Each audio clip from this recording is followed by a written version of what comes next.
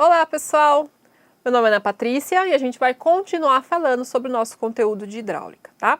Na aula passada a gente começou falando ali das duas principais vertentes da hidráulica, tá? E hoje a gente vai aprofundar principalmente na hidrostática, tá? Verificando principalmente os conceitos da hidrostática e alguns dos principais princípios que regem essa grande área da hidráulica. Okay?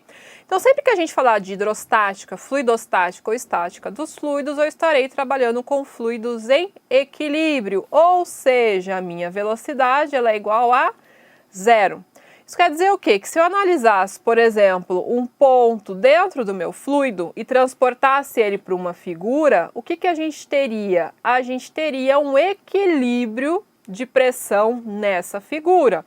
Ou seja, a pressão exercida em uma parede, imagina, vamos chamar aqui de PZ, é igual à pressão exercida em outra parede, PX, que é igual à pressão exercida em outra parede, que é PY. Por quê? Porque eu estou com fluido em equilíbrio e eu vou analisar essa partícula que também estará em equilíbrio dentro do meu fluido, tá? Então esse é o principal conceito que a gente trabalha dentro da hidrostática, né? Pensando principalmente nos fluidos em equilíbrio. Então sempre que eu falar de fluidos, como a gente já mencionou também, o fluido ele é uma substância que tem a capacidade de escoar. Então, se eu tenho a possibilidade de romper por cisalhamento a ligação entre essas minhas partículas de fluido, portanto, elas passam a se movimentar relativamente. E esse movimento relativo entre essas partículas gera as minhas linhas de fluxo, tá bom? Então, sempre que eu pensar em fluido, ele possui a capacidade de escoar, mas ele pode estar em equilíbrio caso eu não rompa por cisalhamento essas minhas partículas, tá? E aí a gente sempre vai considerar, né, os fluidos como gases ou líquidos, tá? E cada qual com suas próprias características, tá bom? Então, quando a gente pensa na classificação dos fluidos, né, e aí a gente fala principalmente em dois tipos de classificação, nós teremos os fluidos como sendo ideais, ou seja, eles não têm viscosidade, tá? E a gente vai falar um pouquinho mais sobre viscosidade mais para frente, tá? Ou então a gente trabalha com os fluidos reais, em que ele possui uma viscosidade e ela é finita, tá bom? A viscosidade, só para a gente dar um spoiler antes da gente chegar lá na frente, tá, pessoal? A viscosidade é a dificuldade em movimentar, em quebrar essa ligação das partículas, tá bom? Então, se eu tenho muita viscosidade, é mais difícil de movimentar, tá certo? Na realidade, toda vez que a gente for trabalhar com exercícios, nossos fluidos serão considerados como reais, tá bom? Dentro desses fluidos reais, em que existe uma viscosidade, né, e cada fluido, cada tipo de fluido tem uma viscosidade diferente, nós também dividimos a classificação em fluidos newtonianos e fluidos não newtonianos, tá bom? Quando a gente fala ali, ó, de fluidos newtonianos, eu estou falando dos fluidos mais convencionais que respeitam a lei de Newton, tá? Então a gente fala dos gases, da água, do álcool, do benzeno, tá? Da própria gasolina, tá?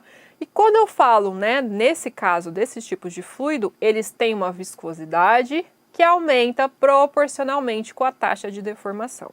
Ou seja, quanto mais difícil é deformar, mais viscoso ele é.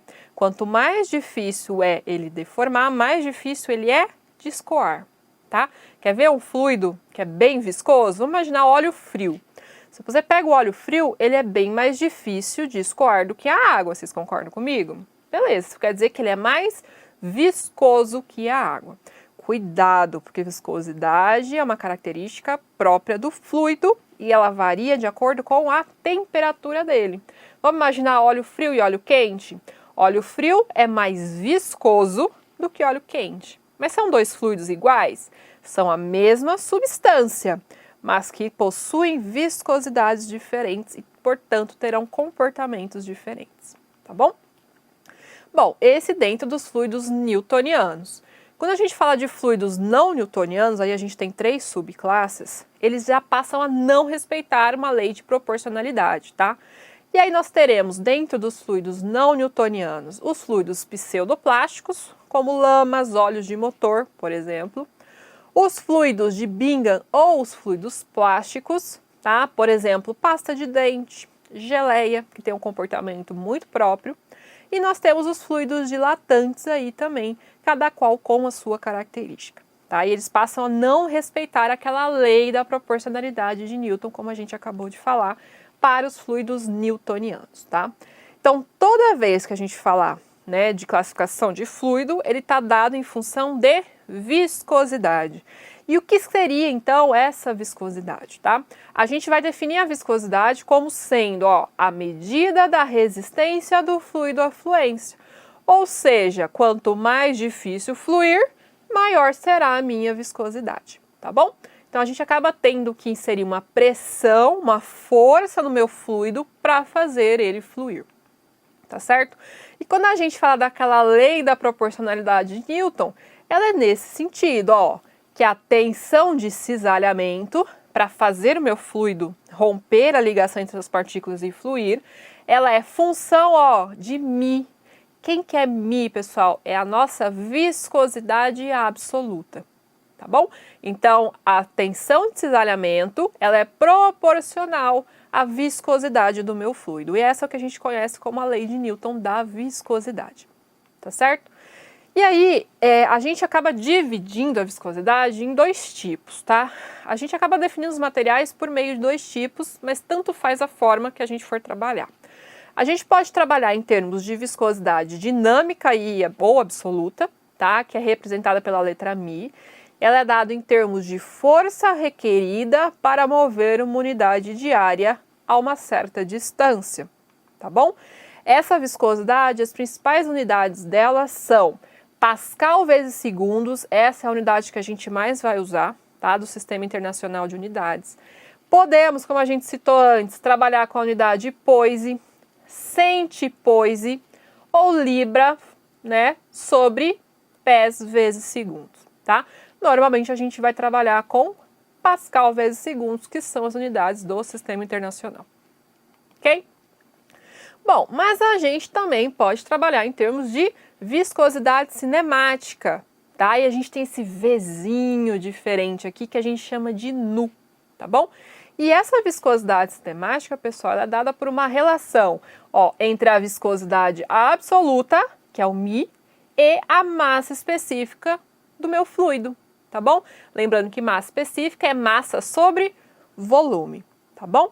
E aí as unidades que nós trabalharemos para a viscosidade cinemática, normalmente, na grande maioria das vezes, a gente vai trabalhar, metro quadrado por segundo, pé quadrado por segundo, a unidade de Stokes, como a gente já comentou antes também, ou centi-Stokes. Mas no Sistema Internacional de Unidades, a gente trabalha com metros quadrados por segundo. Cuidado para não confundir metro por segundo quadrado, que é a aceleração da gravidade, que não tem nada a ver com viscosidade, ok? Bom, beleza, então a gente trabalha com viscosidade absoluta, a gente trabalha com viscosidade cinemática. Tá, mas como que a gente faz essas medições de viscosidade? Como que a gente consegue determinar a viscosidade de um fluido, tá?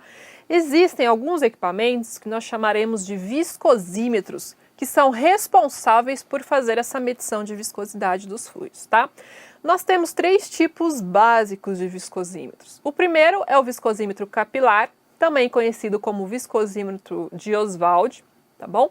Então ele funciona por meio da medição de tempo para o fluido percorrer uma certa distância, tá? Nós temos o viscosímetro de esfera, também conhecido como viscosímetro de Stokes, ou seja, ele mede o tempo para uma esfera metálica percorrer um fluido, e aí ele pega comparações com fluidos padrões, cuja viscosidade já é conhecida.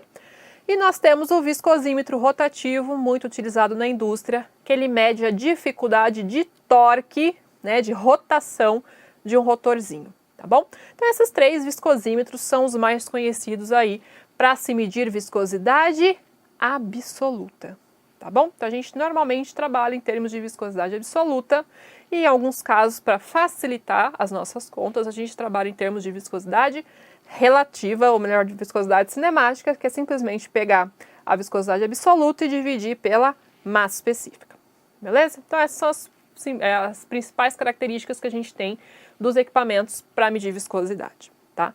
Então, dentro do princípio da hidráulica, conhecendo a viscosidade, a massa específica, a temperatura dos meus fluidos, nós temos 3 principais princípios que regem a hidrostática, tá?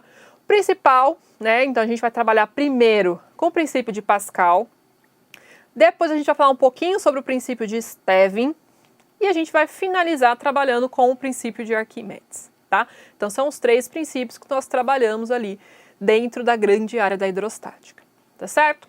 Começando então com o princípio de Pascal, que foi formulado lá em 1653, ele fala o seguinte, ó, esse é o enunciado do princípio. Em qualquer ponto no interior de um líquido em repouso ou em equilíbrio, a pressão é a mesma em todas as direções. Isso quer dizer o quê? Que se ele estiver em equilíbrio, a pressão hidrostática em um ponto, ela é a mesma em qualquer direção, tá bom? Quando a gente pega o princípio de Pascal, a principal aplicação que nós temos do princípio é o que nós chamamos de prensa hidráulica, tá?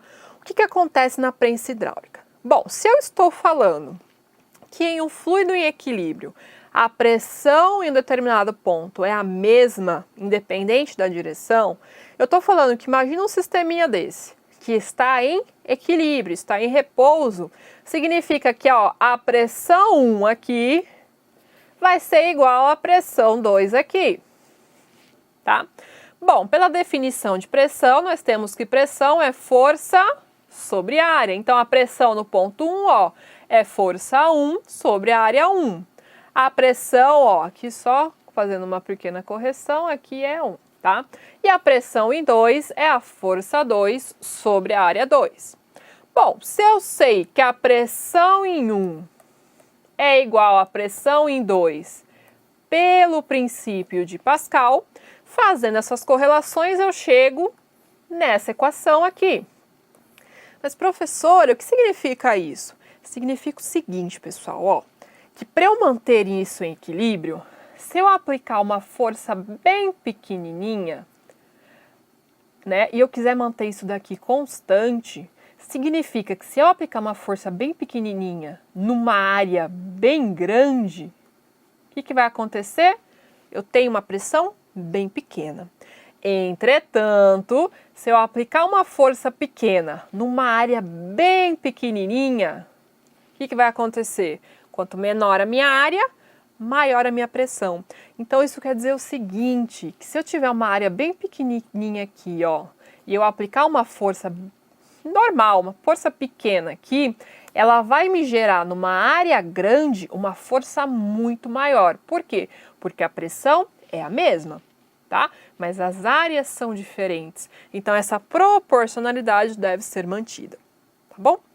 Essa é a principal aplicação que a gente tem do princípio de Pascal, ok? Bom, saindo do princípio de Pascal, entrando no princípio de Stevin, o que a gente tem?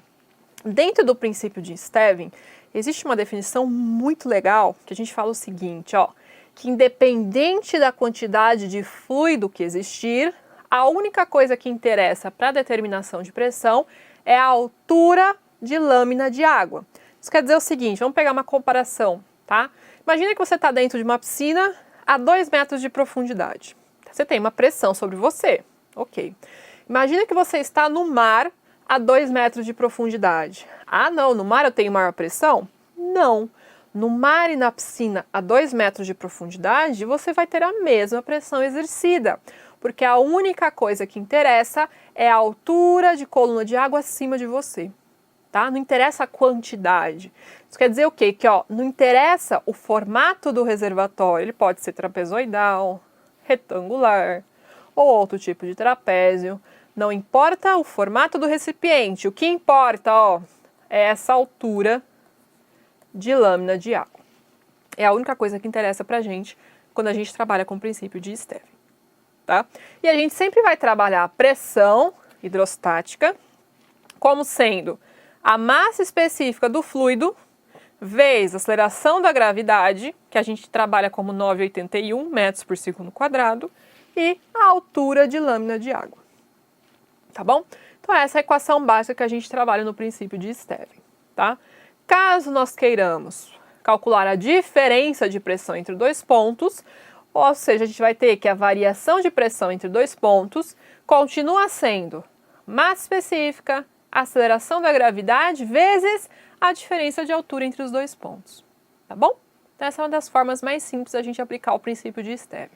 Enunciado dela, o que fala, ó, a diferença de pressão entre dois pontos da massa de um líquido em equilíbrio, voltando para a hidrostática, é igual à diferença de profundidade multiplicada pelo peso específico do líquido. Se a gente pega a massa específica e multiplica pela aceleração da gravidade, a gente tem peso específico, tá? Então é isso que o enunciado fala pra gente. O que interessa é simplesmente a altura de coluna de água acima do ponto analisado. Ok. Próximo princípio é o que a gente chama de princípio de Arquimedes, esse muitos de vocês já devem ter ouvido falar, que é o princípio do empuxo, tá? Então ele fala o seguinte, ó, que todo o corpo mergulhado em um fluido em repouso, novamente hidrostática, sofre por parte do fluido uma força vertical para cima, cuja intensidade é igual ao peso do fluido deslocado pelo corpo. Significa o quê? Ó? Que no momento que você põe o objeto dentro da água, vamos imaginar o fluido mais simples que nós temos, que é a água. Se eu pegar qualquer objeto e pôr dentro da água, o volume dele dentro da água significa que ele expulsou aquele volume de água para ele estar ali, porque afinal de contas você não vai ter água e objeto no mesmo espaço, tá? Então você expulsou a água. Aquele volume expulso, ele é responsável por gerar uma força contrária ao peso que tende a manter o objeto flutuando, ou pelo menos em uma situação de equilíbrio, tá? Então, nesse caso, imagina que a gente tem um objeto aqui, a gente tem o peso desse meu objeto, tá? E a gente tem o empuxo gerado pelo esse deslocamento de massa de fluido, tá? Então, o que nós temos numa situação de equilíbrio?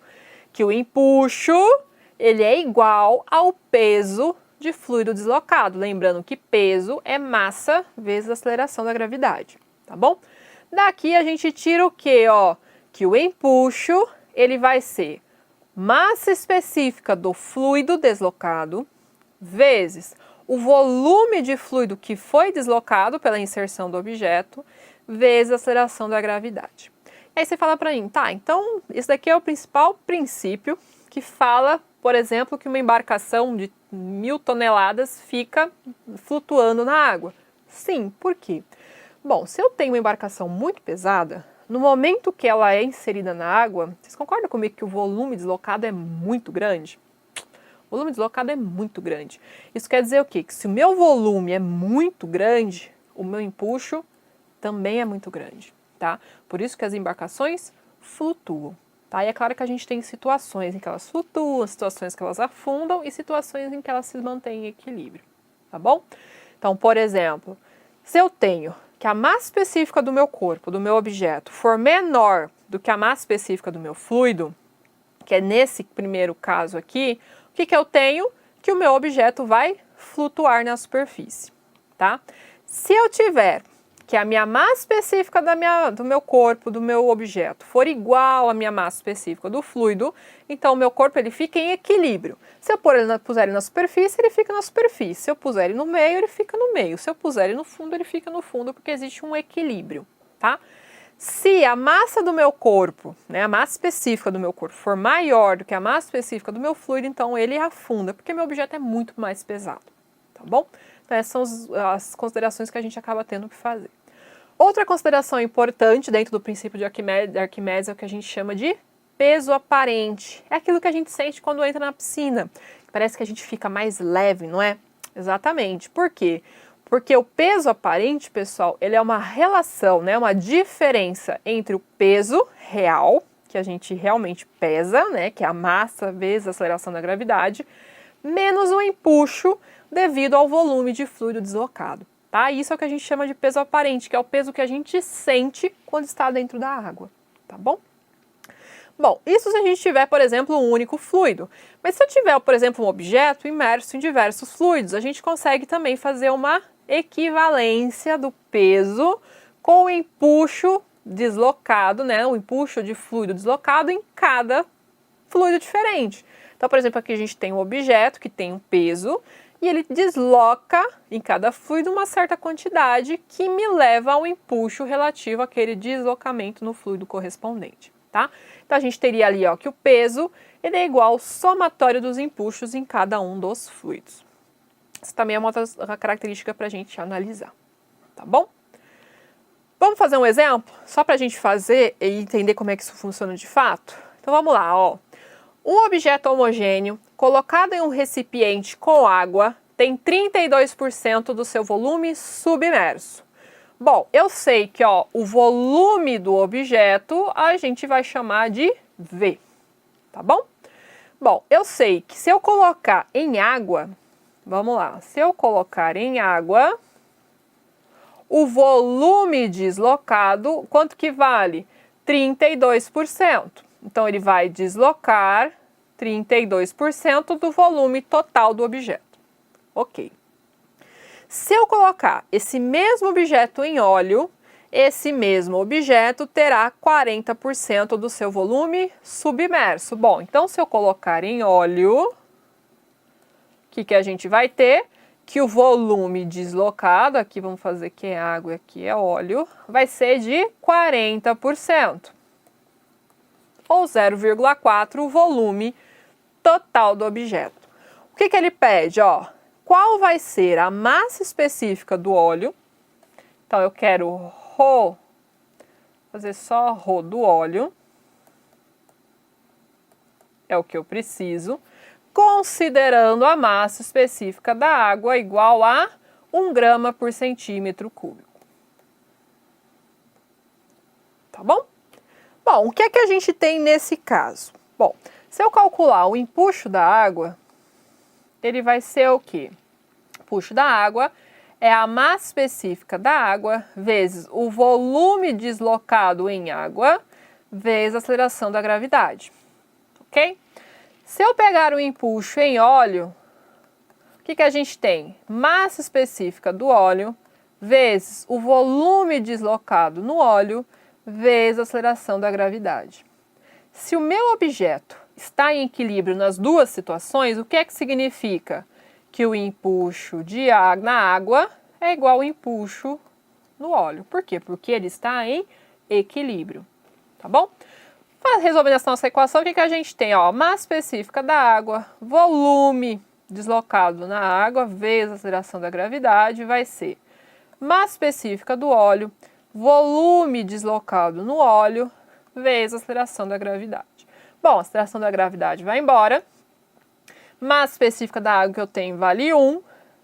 Volume deslocado na água, quanto que vale? Não é 0,32 vezes o volume do objeto, que é igual, massa específica do óleo é o que eu quero, vezes o volume deslocado no óleo, quanto que vale? 40% do volume do objeto. Resolvendo aqui, né, porque o V vai embora, nós temos que a massa específica do óleo vai ser 0,32 dividido por 0,40. Daqui a gente tira que a massa específica do óleo vale 0,8 gramas por centímetro cúbico. Tá? Exercício relativamente simples, né, dentro do princípio de Arquimedes. Tá? Mas a grande maioria dos exercícios dentro do princípio de Arquimedes são exercícios bastante simples, ok? Beleza.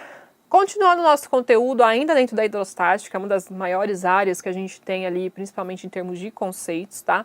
Nós temos as medidas de pressão e nós utilizamos um equipamento muito conhecido que é chamado de piezômetro, tá? E a gente chama isso ou de piezômetro ou de tubo piezométrico. O que acontece? Dentro de um certo recipiente, a gente vai inserir um tubo capilar, ou seja, de dimensão bem pequenininha, e vai medir qual é essa ascensão capilar. Por meio da ascensão capilar, a gente consegue definir pressão relativa, tá certo? Então, esse é um dos principais equipamentos que a gente tem para medir pressão, ok? Beleza, então nesse equipamento a gente mede o que nós chamamos de pressão relativa, tá? Que é o que a gente chama, ó, pressão efetiva, manométrica ou relativa, que é a pressão causada pela altura da coluna de líquido. Se eu pego a minha pressão relativa e somo com a minha pressão atmosférica, eu obtenho a minha pressão absoluta. Existem situações que nós teremos que trabalhar em pressão absoluta e existem situações em que trabalharemos com a pressão relativa, ok? Bom, esse é um dos conceitos importantes para a gente em termos de pressão. Para finalizar o conteúdo teórico, principalmente de hidrostática, a gente entra com o último conceito, que é o de força hidrostática em superfície plana e em superfície curva, tá? Então, o que a gente tem em relação à força hidrostática? Ela chama, ó, uma força resultante exercida sobre uma superfície imersa, tá? E a gente vai pensar nisso sempre atuando, por exemplo, numa comporta, numa barragem, numa própria canalização, tá? Então, sempre que a gente tiver uma coluna de água, a gente vai ter uma pressão atuando e a resultante do meu diagrama de pressão é a minha força hidrostática. Atenção que em algumas bibliografias essa força hidrostática vocês vão conhecer como o empuxo, tá? Cuidado porque não é o mesmo empuxo de Arquimedes, tá bom?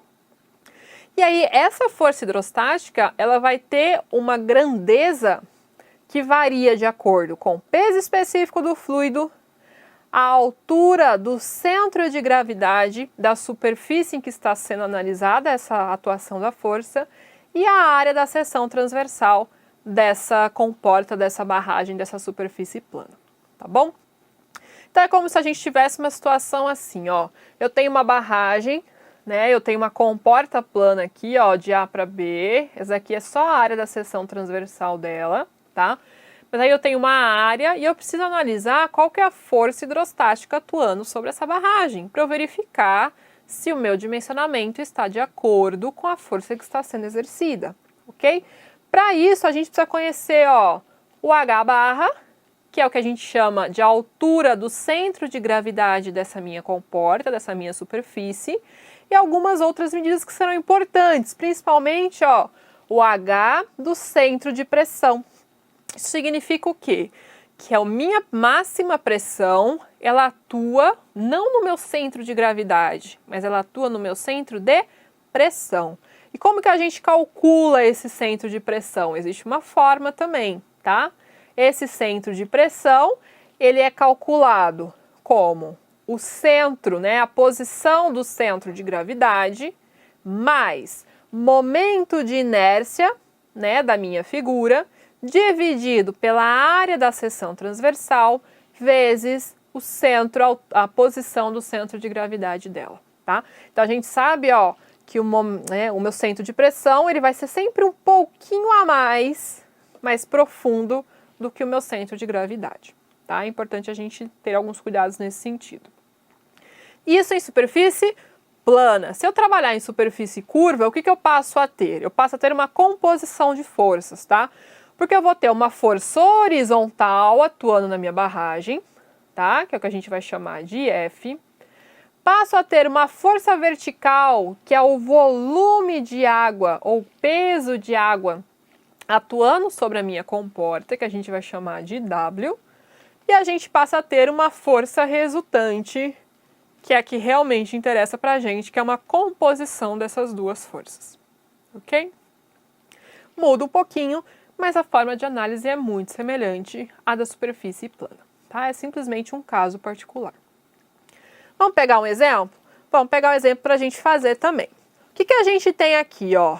Eu tenho uma caixa de água com 800 litros, com medidas de 1 metro por 1 por 0,8, tá? O que eu quero? Determinar a força resultante que atua em uma de suas paredes laterais e o seu ponto de aplicação, considerando o peso específico da água igual a 1000 kgf por metro cúbico. Bom, primeira coisa, o que a gente tem, ó? Eu vou ter uma caixa d'água, tá? Então vamos imaginar aqui uma caixa d'água, deixa ela fechada, tá? Quais as medidas que eu tenho, ó? Eu tenho 0,8, eu tenho 1 e eu tenho 1, tá? Essas são as medidas dela.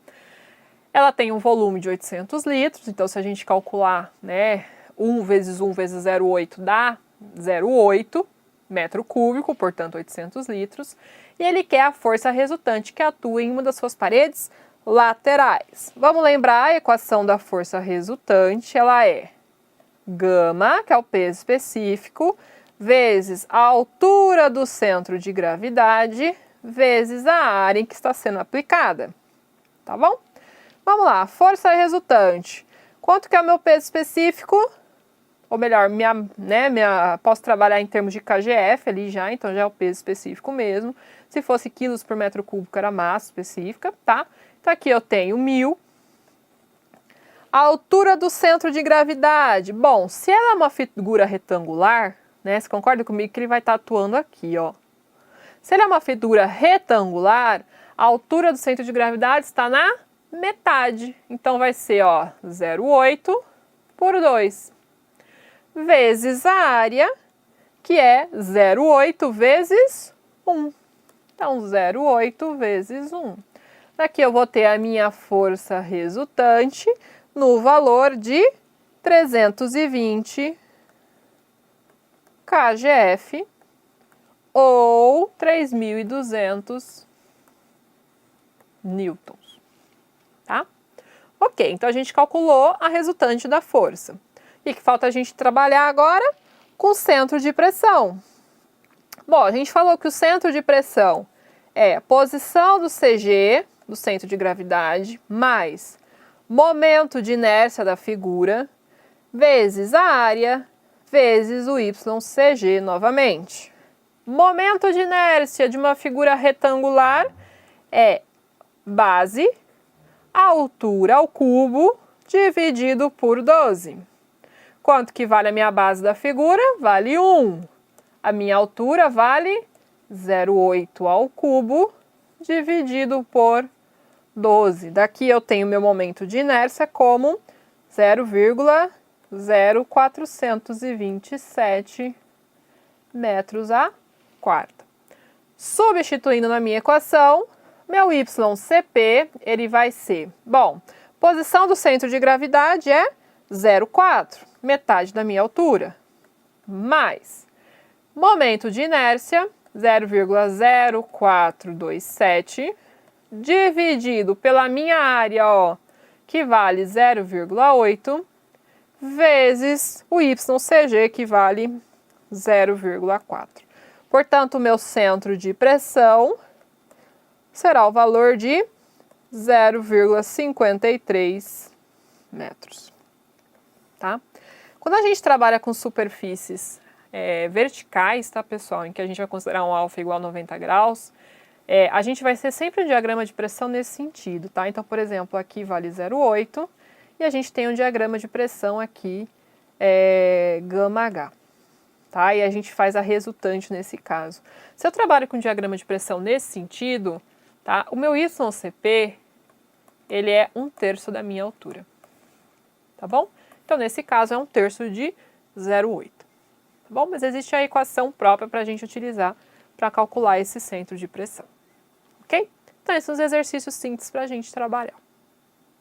Então, esses foram alguns dos conceitos, tá, dentro da hidrostática. Então, é importante que vocês revisem o conteúdo tanto da aula quanto o conteúdo da bibliografia básica, porque tem muito mais assunto ali para ser tratado, alguns exemplos a mais, tá bom? E a gente volta na nossa próxima aula falando mais um conceito importante dentro da hidráulica. Até mais, pessoal. Tchau, tchau.